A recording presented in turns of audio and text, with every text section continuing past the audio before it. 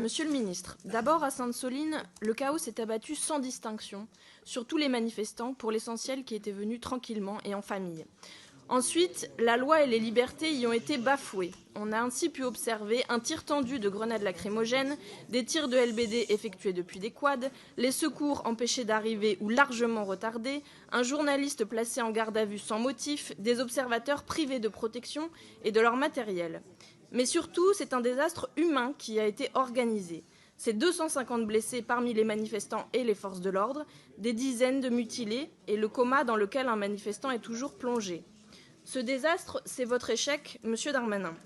Dans cette période dense en mobilisation, chaque jour, la presse dévoile vos mensonges.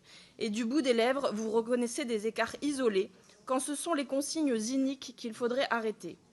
En matière de maintien de l'ordre, il ne s'agit pas ici de responsabilité individuelle, mais d'un naufrage institutionnel. En Suède et en Espagne, on déploie des officiers médiateurs, aux Pays-Bas des unités de la paix, mais en Macronie, au lieu de désescalade, on expérimente la répression quoi qu'il en coûte. Pour 4000 manifestants donc, selon vos chiffres, 3200 policiers et gendarmes déployés, 5015 grenades tirées.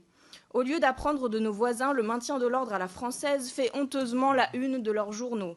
Le rapporteur spécial de l'ONU s'inquiète d'une réponse de l'État largement disproportionnée. Vous savez que vous ne pourrez pas empêcher les conséquences du changement climatique en misant sur le seul usage de la force, en faisant de la vieille politique au service du vieux monde, comme le dit Philippe Descola.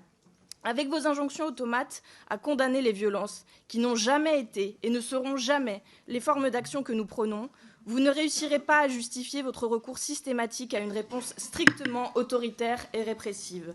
Vous osez les insultes et faites des diversions périlleuses, mais vous ne pouvez pas indéfiniment blâmer vos opposants pour vos propres errements. Monsieur le ministre, cette stratégie mène le pays dans une impasse. Quand allez-vous tirer les leçons de Sainte-Soline ?